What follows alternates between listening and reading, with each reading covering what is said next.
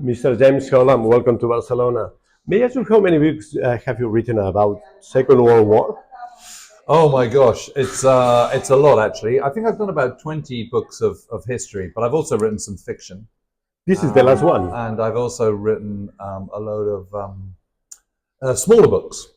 So under a series called Ladybird. So total books published are over 40 now, but 20 works of history on the Second World War. Do you feel historian or do you feel journalist or do you feel mixed? No, I feel a historian. I feel like I'm a chronicler of the Second World War. The title I don't like is military historian, because war isn't just about military, of course. It's about civilians, it's economic history, it's political history, fundamentally it's about people. It's not about moving units from, one division to another place and how many tanks you've got. It's about human drama, and I think it's human drama that really draws us into the subject, whether it's the Spanish Civil War or whether it's the Second World War or whatever conflict it is. And the Second World War is just it's so all-encompassing, and for all the major combatant nations, it affected every man, woman, and child in a way that no other conflict has done or has done before or since. So, it is definitely the human drama that draws us into it in the first place. Do you think, but do you think it's easier to be a military historian, sorry for just to say that, in England, in United Kingdom, than in Spain? Do I think? Yeah, do you think it's better or it's easier to be a military historian in England than in Spain? Because in Spain, military history is about word, it's about expression. No? I don't know why. Maybe because we have had a lot of pronunciamientos, we have had a civil war. We didn't have win a war. We didn't participate in the first or the second World War. I don't know whether it's better to be a military historian or just a historian, but how I perceive myself as a chronicler of the Second World War primarily. I have a love of history generally. I studied history throughout my school years, throughout university. In fact, actually, I never did any 20th century history whatsoever when I was a student. But so I've always been interested in the past. I grew up with that. My brother is also a historian, and it was in our lives as children. So it's just always been something that we've been fascinated in. But a military historian, I don't really see myself as that at all. And I don't know whether it's better or not, but I mean, I do okay. So I'm quite happy as I am. When you were a child, do you prefer to play with cars or with soldiers? It's probably more soldiers, to be honest. But we had lots of history books and stuff, and my brother and I would kind of role play kind of Romans and Gauls and Trojans and Persians and this kind of stuff, and we were really into all that. And in our family holidays, we wouldn't go to Mallorca; we'd go to Hadrian's Wall or the castles of Wales. In fact, your brother Tom Holland is historian as well. Yes. You are not. Why England have so many historians? I don't know. Well, we have this rich history. I mean, so does Spain, to be fair. But Britain has a very, very rich history, and I think because we're an island nation, I think we're kind of it's part of our culture to be curious. I think we've always been seafaring folk. We've spread our ways around the world. Even way before the years of empire, we were sailing the seas, and I think we've always been a curious people, and we want to know about stuff. We want to know about the past. Is it easier to be a British historian if after one to World War? Well, the Second World War certainly remains the most popular period of history for consumers in the UK. And funnily enough, history is a big part of our culture, and in terms of pastime, it's right up there at the very top. I mean, when you add on sort of, visiting castles and old houses, and you add on kind of reading about it and watching television programs about history, you add on all aspects of the past, then it's one of the most popular pastimes in the UK. What's your favorite British historian? Sorry? What's your favorite British historian? We have to start with Gibbon, for example, or what? Well, actually, do you know the one that kind of I really, really enjoyed as a boy was a He's a slightly understated British historian called Christopher Hibbert. And he wrote a book called A Social History of Britain. And I remember reading it as a teenager, and I just loved it. I absolutely loved it. But one of my favorite historians is Michael Wood, who's a writer, but he's also a television presenter. And in the 1980s, he was making amazing programs called In Search of the Trojan War and In Search of the Dark Ages and In Search of Alexander. And he was just a consummate TV presenter and communicator. So he was just fantastic at telling stories. And, for him, it was all about human experience. And, he did these terrific TV programs. I was completely hooked. I've got to say, he was one of the most influential people on me. Why are you so interested in Second World War? Well, for me, I was quite interested as a boy, and then I wasn't interested in it at all. And then I guess I must have been in my late 20s, something like that. 28, 29, something like that. And I was playing cricket. And I was... That's a secret? Cricket, I love cricket. I was playing cricket, and I was batting. And suddenly this amazing machine appeared over the far end of the pitch up in the sky, and it started moving, pirouetting around the sky kind of balletically. And I remember turning to the umpire and I said, "What's that?" And he said, "That's a Spitfire." That was it. So you fell in love? I fell in love, and the very next weekend was Flying Legends Airshow at Duxford, which was a former Battle of Britain fighter command airfield. And at Flying Legends, you had a row of Spitfires and P-51 Mustangs and all sorts. And I just thought it was amazing. I thought it was absolutely amazing. And that was it. And I suddenly thought, God, what I want to be doing is I want to be an amazing novelist writing kind of Brideshead Revisited meets Birdsong meets Band of Brothers. And so I concocted this plot all around this fighter pilot in the Battle of Britain and later on in North Africa. I called it The Burning Blue. And that was it. And I took the research very seriously. So I rushed off and interviewed lots of Battle of Britain veterans, and they were all absolutely fantastic, as you can imagine. But how can you write so many books? I mean, your production is frenetic. I don't know. Because you love it. I'm just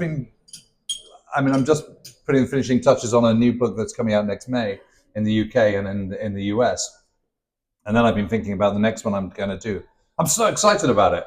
I'm going to do a book on the Atlantic War. And I just know exactly how to do it, and I can't wait to do the research and visit places. I'm a great believer in you need to walk the ground and you need to see where these places happened and so on. And I feel completely energized by it. And I'm also going to I've been commissioned years and years ago to do a biography of Field Marshal Alexander. I've never done it, and it just never seemed the right moment, even though it's commissioned. But I think in the next couple of years I'll do it. And again, I've been thinking about how to write it. And I think one of the things as a writer is you don't want to stand still. You don't want to be complacent. You don't want to just write the same style every single time. You want to constantly push yourself as a writer. And I think part of being a historian is, anyone can research. If you've got half a brain, how hard can it be? You go to an archive, you research stuff, you look stuff up, and you collect. The difficult bit is the writing, and not everyone can do that. And I think it's really important that you see that as a craft, and your job as a narrative historian is to try and get as many people to read it as possible, and to make it as entertaining as possible, and to make it as compelling as possible. You want people to feel as close as they possibly can be to understanding what it was like to be in a tank, to be in an Arctic convoy or Atlantic convoy, or to be flying a Spitfire or whatever it might be. And so I spent a lot of time thinking about the art of writing, about how you do it and how you make it more compelling, and challenging myself as a writer. May I ask you your opinion about General Montgomery? Yeah. Was he a good general? I don't know if this is a electric question. No, I think he was absolutely tremendous. He was a very sort of cussed man. He could be difficult. He obviously rubbed a lot of people up the wrong way. You know, he wasn't the most tactful, but he was the right man at the right time. He'd shown lots of earlier skill. In France in 1940, he commanded the 3rd Infantry Division incredibly well. I mean, really well. He did one night move where they shifted from one part of the line to fill the hole vacated by the Belgians when the Belgians were about to surrender on the 28th of May. And he did that overnight march. That was an incredibly difficult operation, which he oversaw. Then when he came in to command 8th Army in August 1942, again, he just showed the right level of kind of understanding about how to deal with a largely conscript army, how to give them confidence, how to train them, how to make them feel that they were getting the best possible support they could. And, you know, there's 3 levels of war. There's a strategic level, the operational level, and the tactical level. And I would say the tactical level was where he was possibly the weakest. But strategically and operationally, he was absolutely the business. And so he understood the strategic picture. He understood the constraints, but also the ambition. Operationally, and this is the bit that's often left out of the narrative of the Second World War, but is actually probably the most important bit. He completely understood what could be achieved, what could be expected, and how to do that. And he was one of the first people to realize that what you need to do is you need to limit the number of casualties in your frontline troops. You need to build up huge amounts of stockpile of ammunition and overwhelming forces so that you're not fighting over the same place twice. What's the point of spilling blood over the same place twice, particularly if it's a nondescript part of the Western Desert in North Africa? And I think he was the right man at that right time. And actually, although the plan for D-Day was a collective effort, you know, and in consultation with naval forces and air forces and multinational, and there were a lot of staff underneath him, the overall direction for the D-Day plan, but Operation Overlord, was his. And it was absolutely spot on. You can't argue with it. You know, with the resources they had, it was the best possible plan that could have been enacted. And let's face it, D-Day was a huge success. So I'm a big fan of his. I think he's really good. I also really like his character. I think he was funny. He had a sense of humor. He was actually much more compassionate than people think. And he was a tremendous fellow. He gave people self-belief, and that's what you need. You know, high morale, self-belief, self-confidence. Those are such important things, whether you're the manager of a football team or whether you're the commander of armies. I will insist, Montgomery or Patton? Well, actually, so Patton was also a tremendously good operational leader. You know, he liked to make out that everything was done by the seat of his pants and that, you know, it was all on a, you know, I'm crossing the Rhine just, you know, the click of my fingers. But actually, he'd been preparing for that since the previous October. And quite right, too. You know, so he should have been. But, you know, he'd got all his engineers up. He'd got prepared bridging. He prepared all sorts of stuff. He'd stockpiled. You know, he'd done training exercises. You know, he was incredibly good. I think the thing about Patton is you see him learning and developing very, very quickly. So he's quite raw when he goes to Tunisia. And when he takes over the US 2 Corps in southern Tunisia in the beginning of March 1943, you know, he's slightly like an overeager dog that you need to keep on the lead a little bit longer. But he learns and he absorbs. And I think one of the most formative moments in his career is actually in Sicily, when he decides to sweep 7th Army to the west and clear the western half of the island. And he does that absolutely brilliantly. And part of that is having the right team underneath you. You need the right staff officers, the right senior engineer, the right senior logistics person. He has all that. He's really, really good. But you cannot get away from the unsavory aspects of Patton. And, you know, they were unsavory in 1944 and 1945. You know, his grotesque anti-Semitism was horrible. You know, and he is the only U.S. Army commander to have been sacked twice as an Army commander. You know, and that's not a good thing.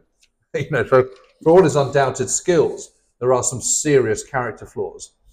Montgomery also has character flaws, but I don't think they're in the same league as those of Patton. But at the same time, he's you know, he's an inspirational commander, and you know, these characters are flawed, you know, but in a way that's what makes them more interesting. Do you think Eisenhower was right? I mean, Montgomery was planning, was proposing to attack from the north to get Berlin before the Soviets, and Eisenhower said no, and he made the war in all fronts. Well, I think what you have to understand about the last months of the war is, and even probably from September 1944 onwards, when they're planning Market Garden, and certainly by the start of 1945, is that the effort in Northwest Europe is completely dominated by the prospect of having a long war against Japan. You know, and the first time, even at the time where Truman takes over as president in April 1945, there's no guarantee that the Manhattan Project is going to be a success. There's no guarantee there's going to be an atomic bomb that works. And the Americans and the Allies are assuming that the war against Japan is going to go into 1946, at the very least. And that is dominating everything, because what they're realizing is that the closer they get to Japan, the harder the Japanese fight, and the more casualties there are. And you've only got to look at Peleliu, where, you know, they had something like 12,000 Japanese defenders, and I think 300 survived. All the rest were killed. Then you get to sort of Iwo Jima, you have 18,500 Japanese troops, and I think 200 survived. Then you get to Okinawa, you know, 1st of April to, 22nd of June, 1945. And it's a slaughterhouse. And everyone's thinking, oh my God, you know, now we've got to go into the Japanese home islands. What's that going to be like? And the rhetoric from Japan is, you know, we're going to inflict millions of casualties on the Americans. And, you know, who's going to doubt that after the kamikazes of Okinawa at sea and in the air, and then, you know, obviously the land campaign as well. So that is dictating every policy. So the reason why Eisenhower stops at the River Elbe is, why lose more casualties going into Berlin when the Red Army can do it? You know, our job is to defeat Nazi Germany. Nazi Germany is defeated, clearly. And our job is to defeat Imperial Japan. And casualties are a problem. You know, America can't suffer vast amounts of casualties in the same way that Britain can't. Britain's different because it's European. It's part of Europe, and it's got to live with the consequences of the post-war settlement. So there's a sort of greater nervousness, there's a greater desire to get into Berlin. And also, the war against Japan in its final months is going to be more of an American show than a British show. So there's less compunction for the British to be so concerned about the war against Japan. It's, for them, it's much more about Europe. So there's different political objectives emerging at that stage of the war. Let's not say that one's right and one's wrong. It's just different, you know, because they have different national end goals. But I think, you know, the Market Garden, the attempt to sort of burst through the northern part of Germany in a single thrust in September, from my point of view, it's worth the punt. You know, I'm not a massive advocate of airborne operations. I think they're messy, and I don't think I don't think the Allies really master it actually until probably Operation Varsity in March 1945. And similarly, there's the 11th Airborne Division in the Philippines is masterful. Finally, in these final months of the war, they're understanding how you use airborne operations. But be that as it may, the problem, you know, you can argue the toss over whether airborne operations should have happened. The bottom line is, in the summer of 1944, you've got an Allied airborne army of 4 airborne divisions just sitting there waiting to be used. They're all incredibly motivated, highly trained troops.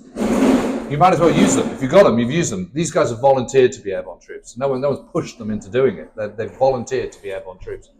So there's an opportunity. The Germans are on the run. You know, yes, the 2 SS Corps might coalesce and put up a defense, but they might not, because at the end of the Normandy campaign, the 2 German armies, the 7th and 5th, have just been absolutely destroyed. You know, they've suddenly done this huge, the Great Swan. The Allied armies of, you know, the Americans have pushed kind of eastwards across almost to the German border. The Canadians and the British have pushed up into Belgium, northern Belgium, and pressing into Holland. Give it a go. it might work. As it turns out, it doesn't. But it doesn't by not very much, actually. Had the 82nd Airborne secured the road bridge over Nijmegen on day one, had the British not had done one lift rather than two and not wasted half their men protecting the landing zones for the next day, who knows? It might have all worked. And the bottom line is that territory that they gained wasn't lost. The only bit that was lost was Arnhem itself. But right up to there, they gained that right through to the end of the war, and that was a useful stepping stone later on. So I feel it was kind of sort of worth the punt. And everyone wanted the war to be over as quickly as possible. And if you look back at sort of history of warfare, why do people surrender? They surrender because they're not going to win, and they've run out of money and they've run out of resources. Well, Nazi Germany had kind of probably done that by the end of 1941. They'd certainly done it by 1944. You can't counteract, you can't sort of constantly take into account the kind of maniacal will of Adolf Hitler and his hold over the German people. There was a collapse of the Germans in societally in 1918. Who's to say there isn't going to be another one in 1944? So it's very easy to be kind of wise after the event, but I think it was worth the punt personally. Why could happen the Second World War, or why Hitler? Do you have a simple answer? Why Hitler? Yeah. Why did he happen? Well, that's a very interesting one. I mean, you have to remember that the National Socialists were a fringe party right up until the end of the 1920s. And actually, after the kind of the peak of hyperinflation and economic collapse in 1923, fortunes start turning in 1924, and Germany is emerging out of the mire in 1925, largely thanks to the Dawes Plan, of course, and American loans. Ironically, the American loans are being paid for in turn by the British and the French, who are paying back the United States for their own war loans. Americans are then paying it back to Germany, and then you have the second plan, which is early part of 1929, which is to extend the reparations all the way to 1988, and also to reduce them. And that further kind of reduces the economic burden on Nazi Germany. And by 1929, Weimar Republic is the most liberal society in the world, and it's also starting to increase its output, increase its exports, increase its imports as well, and become the manufacturing industrial powerhouse that West Germany was going to become post Second World War. And everything was going absolutely fine. Of course, then you have the Wall Street crash. Because America is the richest nation in the world, that has a ripple effect on everybody else. But unfortunately, the Americans then compounded the problem by creating the Smoot-Hawley Tariff Act of the end of May 1930, which then created an international trading war. And it absolutely stuffed the Germans. So suddenly the tap from the Dawes Plan loans have been cut off. Then they've been encouraged to manufacture and export, but because of the tariffs, that's now not possible. Unemployment plunders. The Germans do what lots of people do when in economic crisis, what a lot of governments do, which is impose austerity measures, which is exactly the wrong thing to do. I mean, if you're a fan of Maynard Keynes, then you believe in the counter-cyclical economics, which is actually spending more in a time of hardship, because that's what kickstarts the economy. And both in the USA, you have the Revenue Act of 1932 under Herbert Hoover, which also was a series of stringent austerity measures. You had exactly the same in Germany. You had the collapse of a bank in Vienna. You then had the collapse of the Darmstadt Berliner National Bank in Berlin, which brought about economic catastrophe. You then had Heinrich Brüning who was not elected, by the way. He was appointed by von Hindenburg, which is not very democratic at all. Democracy collapses. And what you realize is that democracy is a very, very fragile beast. And democracy survives on the contract between the government and the people that are voting for it, that there is going to be aspiration, that there is going to be, that if you work hard, if you put in the hours, you're going to be rewarded with greater prosperity. That's the contract. That's what comes with freedom. And when that doesn't work, then the populace, when the middle classes start to suffer and when the working classes start to suffer, what you find is everything, well, What's the alternative? Well, the alternative is strong government and autocracies. The irony, of course, is that generally speaking, strong-armed populist governments and autocracies tend to make people poorer than richer. But at the time, you're thinking, oh, well, I'm in the economic mire. There's got to be an alternative to this shower of coalition governments and austerity measures and all the rest of it. And that's how democracy breaks down. And that's what happens in 1932. There is a power vacuum. There's the Brüning government. He resigns in the May 1932. There's a series of elections. And out of all that, there is going to be a choice. It's either that vacuum, political vacuum, is going to be filled by the German communists, or it's going to be filled by the National Socialists. As we all know, in January 1933, it's filled by the National Socialists. And that's a catastrophe. And it's, when you're looking at history, is how much is history about one man and how much is it inevitability? So the inevitability allows for the window of opportunity for the individual. And that's what happens in 1933. And Hitler then completely dismantles democracy with the Enabling Act, of course, and then von Hindenburg dies the following year, and suddenly he is the Führer. He's no longer the Chancellor, he's the Führer. And you've got a totalitarian state. Immediately he puts the whole German economy on a war footing and gets ready for war. And it's as inevitable as day follows night. Do you think so you have to say to yourself, one of the main reasons for the start of the Second World War is first the Wall Street crash, which was all about greed, by the way. That, America in the 1920s was drunk on illegal hooch, but it was also drunk on money. People were borrowing and buying on credit, and banks were unregulated, and they were lending more than they had in their vaults. And so that's how the collapse came about. But the thing that absolutely triggered Europe into complete catastrophe economically was the Smoot-Hawley Tariff Act. Here we are in 2025, and it's all about tariffs, isn't it? And the splintering of togetherness in the West, and the fracturing of politics. And these patterns are all very disturbing, I think. And Hitler is going to always take Germany to war.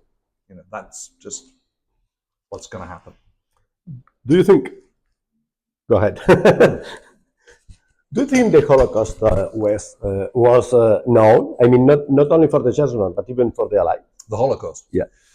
Yeah, so they get to know about it in the middle of the war. People escape and they start talking about it, and, details come out about it. It's really interesting. It was one of the main reasons why Churchill's so famous is because of his incredible oratory. And there's a speech he gave in June 18th, 1940, where he says, if we can prevail, if Europe can prevail, we can defeat the Germans. Europe and indeed the United States return to the sunlit uplands. But if we fail, we will descend into a new dark age, made more sinister, perhaps, by the perversions of modern science. Now, obviously, Zyklon B at that point has been invented, but no one's using it in a gas chamber. But how prescient that was. I mean, it's just incredible that that's what he's talking about. He's absolutely spot on, of course. So the interesting thing is, when Germany starts war, no one's thinking, that anti-Semitism is part of the ideology. And this is something that the National Socialists and Hitler particularly talk up in the 1919 and the early 1920s, when, he's a fledgling orator in Munich. And it's all about us and them. This sort of concept of we Aryan, racially pure, inverted commas, Germans are us. Them are the enemies that stabbed us in the back. Who are the enemies that stabbed us in the back? The Jews and the Bolsheviks, the Jews and the communists. And what Hitler's doing and what his fellows are doing is they're making the mistake of assuming that Judaism is racial rather than just being a religion. It's a religion, it's not race. It's not a race. There's no race of Jews. It's a religion, just like Christians or Muslims or Hindus or whatever. And so it's completely bogus. But it's building on a concept called Volksgemeinschaft. And Volksgemeinschaft is that the sense of a sort of culturally and ethnically shared inheritance. Now, the fact that Jews have been living in Germany, for centuries, very peacefully and very successfully, and played a huge part in the First World War, etc., etc. That's irrelevant to Hitler. You've got to have enemies, because when you're trying to build up a sense of belonging to one side, you need to have a counterpoint, and the counterpoint has to be your enemy.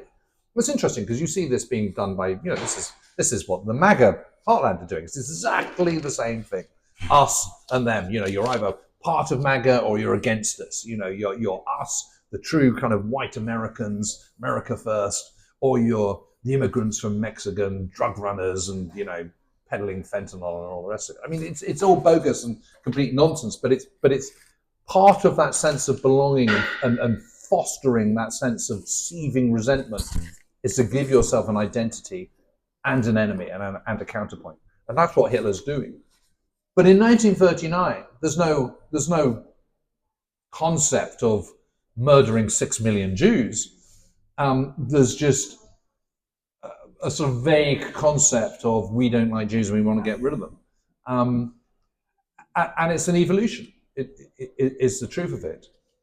And one of the things when you're looking at Nazi Germany is the whole Nazi Germany is basically La La Land. It's a fantasy world being made up on the spot.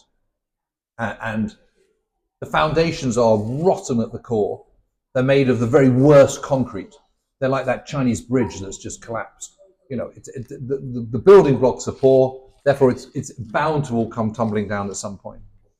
And the people in charge of Nazi Germany are some of them are very talented, some of them really are not.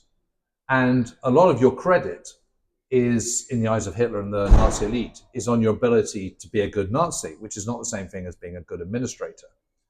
And the Holocaust is something that just gets horrifically out of hand very, very quickly. And it's sort of,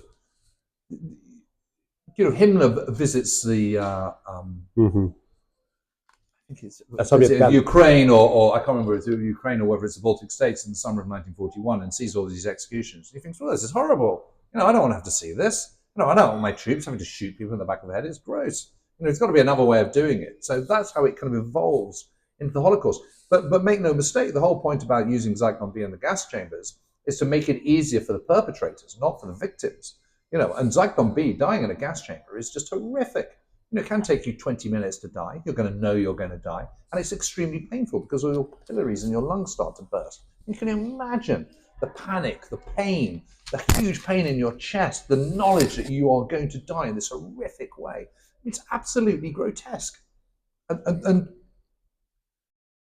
that is what happens in Nazi Germany. It's such a, and this is the problem with autocracies and sole leaders and movements.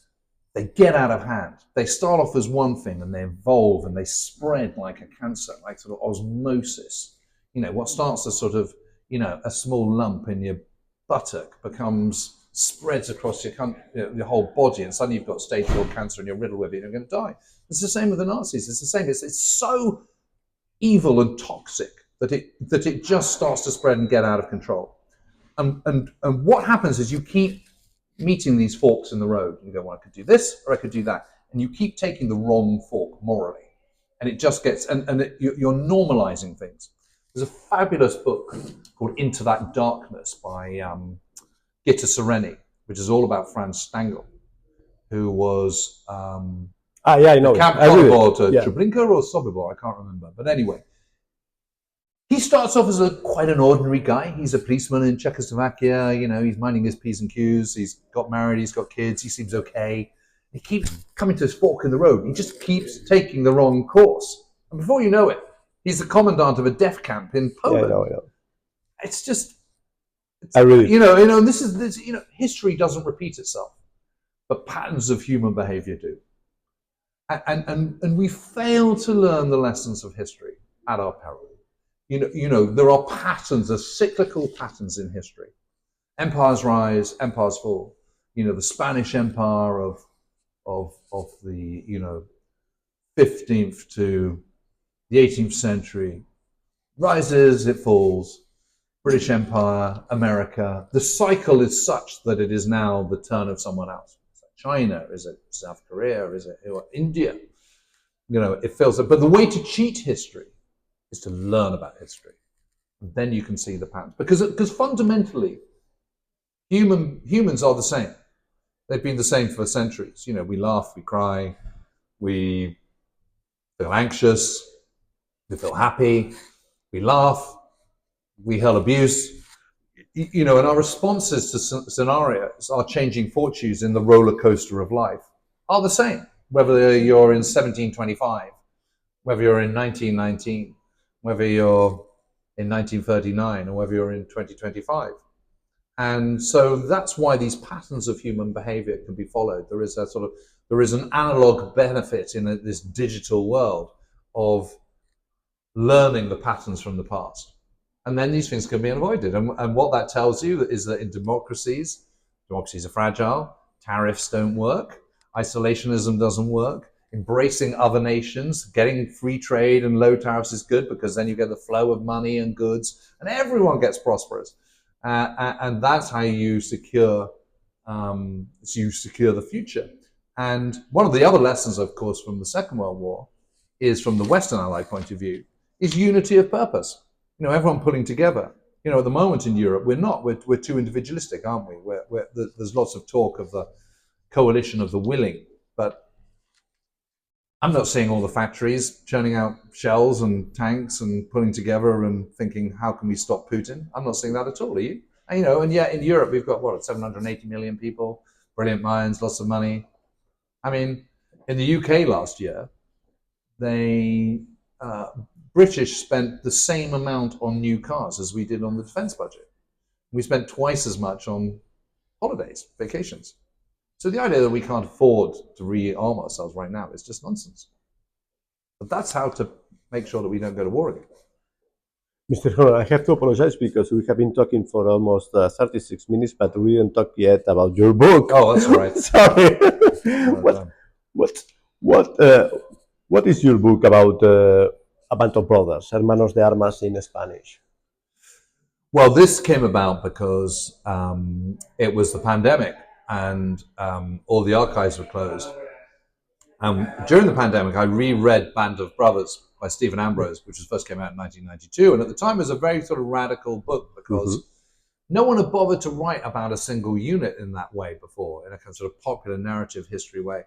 It's funny, I really enjoyed it. It's sort of dated now, as you would expect, I think, but it's still a really, really good book. And I suddenly thought, actually, that would be, is there a case of doing this on an armored unit? And I was very attached to the Sherwood Rangers because back in 2004, I first went to Normandy. And one of the people I went to Normandy with was a mutual friend, organized it. One of the people there was David Christopherson. David's father, Stanley, had served in the Sherwood Rangers throughout the Second World War. And he was saying, you know, my dad came ashore here on Gold Beach on D-Day, and we were staying in this hotel south of Bayeux, the city of Bayeux. And he had some of his father's journals that he'd kept in the war, and also his map. So his map of Normandy, 1 to 250,000 scale. And there it all was. And there were little pencil markings and, you know, we unfolded it and stuff. And he said, my dad talked a lot about a little ridge called Point 102. And he said, you know, he was talking about this. And I said, God, look, you know, it's just there. There it is. You know, there was a circle around it. And I said, we're staying here. Why don't you and I, David, why don't we walk up the hill and go and look at it? And he said, yeah, it's a great idea. So we walked out of the village, we walked up the hill, and then suddenly there was this track, this lane, with kind of trees and there were fields and a hedge and stuff. You could half close your eyes and you could almost see the Sherman tanks and the trucks and the men of the Sherwood Rangers along this sunken track. And that was my Damascene moment. That was like the Spitfire when I was playing cricket. You know, I suddenly thought, oh God, this is my regiment. And some years later, David had been approached about publishing his father's journals and wanted some advice. And I said, well, you know, why don't I edit them? Why don't I talk to my publisher and see if we can edit them? And anyway, my publisher was really keen on the idea, and I reduced it. It was like something like 350,000 words, and we reduced it to 120,000. And I added some contextual notes and so on. And we published it and did it. You know, it was a nice job. But in the course of that, David and I, for extra information, we went around interviewing all the surviving Sherwood Rangers we could find. And so I had all these oral testimonies from Sherwood Rangers. And after the publication of Stanley Christopherson's journals, other people sent me stuff.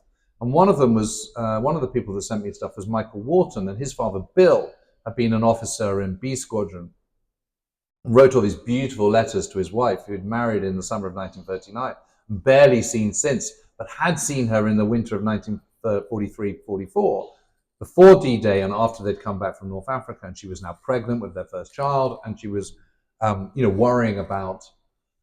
And his letters are kind of full of longing and yearning and kind of hope that one day he'll see his unborn child and all the rest. Incredibly moving. So actually, I had quite a lot of material and enough to be able to follow a decent handful of individuals through the course of a planned book. So I thought I'd do the same time frame of Band of Brothers, i.e. D-Day all the way through to the end of the war. And that's how it came about. And I've got to say, it's the book that is closest to my heart. It's the one that I feel most personally attached to, most emotionally involved with. And it also marked a change in my writing, because although I'd interviewed a lot of veterans, a lot of the sources for this came from letters and diaries and journals that were written at the time. And it's that contemporary nature of it, I think, is just so fascinating.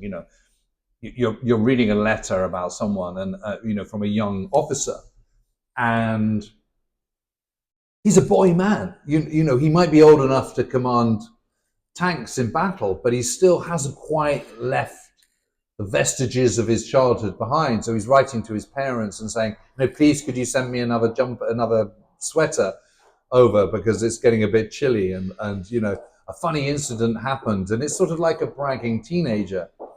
And you suddenly realize how young these guys are. And in these letters, these young men's characters just ooze off every page. You can see what they're like, the things that irritate them, the things they find funny, their observations, whether they're gentle types or whether they're more gung-ho. All of this comes through. So you can really see what their 20-year-old, 21-year-old, 32-year-old self was like. And that's just fascinating. And of course, they don't know when the war's going to end. What they're writing is what they're writing on that particular day. And in a number of cases, you're writing this letter, which is full of life and vigor and hopes, and the next day they're dead. And it's really shocking. And I think what I was able to achieve with this book, in writing this book, was a kind of sort of an immediacy to the experiences, of recounting the experiences, which you don't get talking to someone in their 80s, 60, 70 years after the event. Valuable though that is, you can't beat a really well-written diary that's written at the time. And I just got very involved with these people. I found it absolutely fascinating. I'm totally in awe of the resilience, their collective fortitude, bravery, and also their ability to, they never lost sight of humanity. And amongst all that carnage, amongst all that horror, there were still amazing touches. I mean, there was a moment at the Christmas 1944, they're all stationed in a little Dutch village called Schinnen. And then the weeks running up to Christmas, the Dutch people there, they're on the border of Germany. They're in the middle of nowhere. Food is incredibly scarce. They're all really going hungry, these Dutch people. So for weeks, in the weeks running up to Christmas, the order was put out for all the men to save their sweet and chocolate ration. And then on Christmas Day, one of the officers, a chap called Neville Fern, who was a captain in A Squadron of the Sherwood Rangers, he dressed up as Father Christmas. They'd made a little toboggan.